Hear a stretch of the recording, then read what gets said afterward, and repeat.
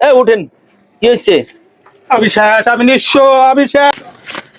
কালকে সকালে শহরে গিয়ে দোকানের মাল জাল সব নিয়ে আইতে হইব। 2 কাপ চা দেন তো ভাই। কই দেখি ফাইলটা একটু।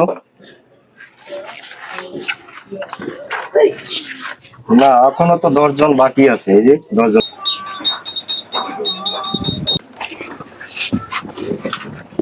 স্যার নেন। এই এলাকায় লোন নেওয়ার মতন কোনো লোক নেই। কি বলেন আপনি? এত এত কোটি টাকা গুলো কি ফেরত যাবে? জি স্যার। আপনি এক কাজ করেন, ছোট ছোট ক্ষুদ্র ব্যবসায়ীর দিকে এই লোন গুলো পাস করার ব্যবস্থা করেন। স্যার আপনার কোথা থেকে আসছেন? আমরা মূলত ঢাকা থেকে আসছি তো। কি কাজে আসছেন স্যার? মিজান সাহেব, দেখেন তো ওই বাড়িটার একটা লোন পাস করা যায় কিনা। আপনি বললে যাবে স্যার। নাম ঠিকানা বলেন।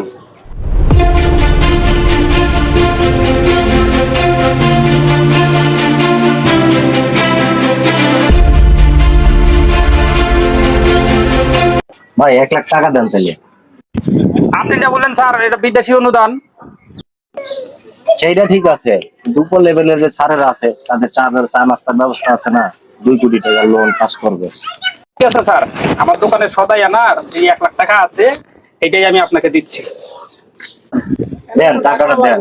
এই বিষয় নিয়ে কারোর সাথে আলোচনা করেন না, ঠিক আছে? আমরা অফিসে যাচ্ছি, স্যারেদের সাথে কথা বললে লোনটা যত দ্রুত করা যায়, ঠিক আছে?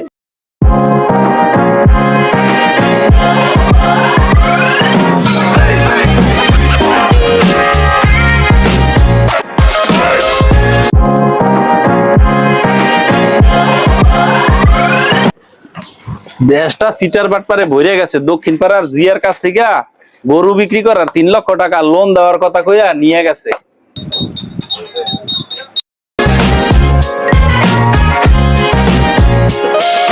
স্যার, আমাকে তো 2 কোটি টাকা লোন দেওয়ার কথা কয়ে এখনই 1 লক্ষ টাকা দুজনে নিয়ে গেল স্যার।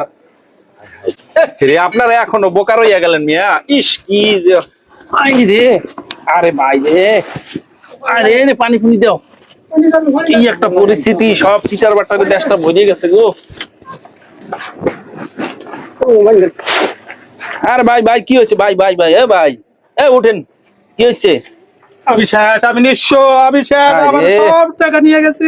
গল্প শুনতে শুনতে ভাই আমার পড়ে গেল গো। আমার সব টাকা চিটার বাটপার দিয়ে গেছে।